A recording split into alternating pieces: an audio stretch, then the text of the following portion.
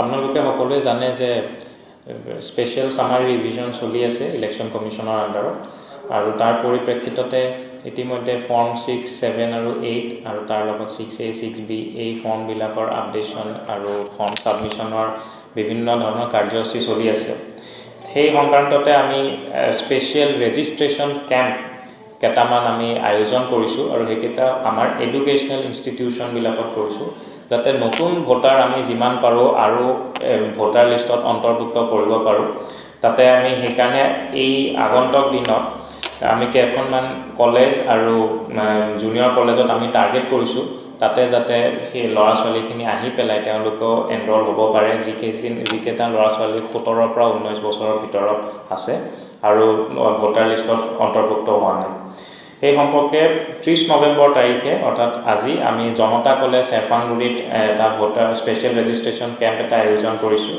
অহা 1 ডিচেম্বৰত গোসাইগাঁও কলেজত এটা কেম্প আয়োজন কৰা হৈছে আৰু 3 ডিচেম্বৰত গোবিন্দ বসুমতাৰী কলেজত আমি কেম্প এটা আয়োজন কৰিছোঁ।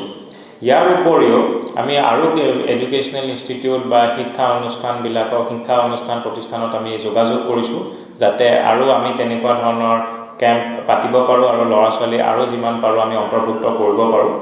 আমি এইটো অনুৰোধ জনাইছোঁ যদি তেনেকুৱা কোনোবা কৰ্তৃপক্ষ আছে যিয়ে আমাৰ লগত যোগাযোগ কৰিব খুজিছে তেওঁলোকৰ কলেজ বা বিদ্যালয়ত যদি এনেকুৱা কেম্পৰ আয়োজন কৰিব খুজিছে তেওঁলোকেও আমালৈ যোগাযোগ কৰিব পাৰে। আমি এইকেইদিনৰ ভিতৰতে অৰ্থাৎ এইকেইদিনৰ ভিতৰতে আমি স্পেচিয়েল ৰেজিষ্ট্ৰেশ্যন কেম্পৰ আয়োজন কৰিম। মেইনলি ফৰ্ম 6 আৰু আমাৰ 9 তাৰিখটোৱে হ'ল 9 ডিচেম্বৰে হ'ল আমাৰ লাষ্ট ডে। এইকেইদিনৰ ভিতৰতে ফৰ্ম 6খনত আমি এপ্লিকেশ্যনটো দি সেইটোৰ ভিত্তিত আমি আমাৰ ৰেচপেক্টিভ যিখিনি BLO আছে বা আমাৰ মানে বুথ লেভেল অফিচাৰ্ছ বা আমাৰ ইলেকশ্যন অফিচত কণ্টেক্ট কৰিলে এই ফৰ্ম কেইখন আমি ছাবমিট কৰা আৰু তাৰপিছত এইকেইখনৰ আপলোড কৰাৰ ব্যৱস্থাটো কৰা হৈছে।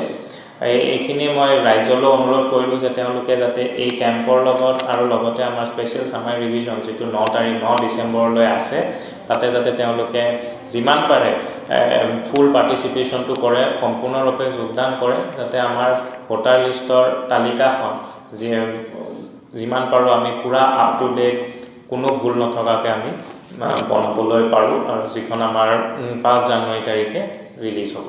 ধন্যবাদ।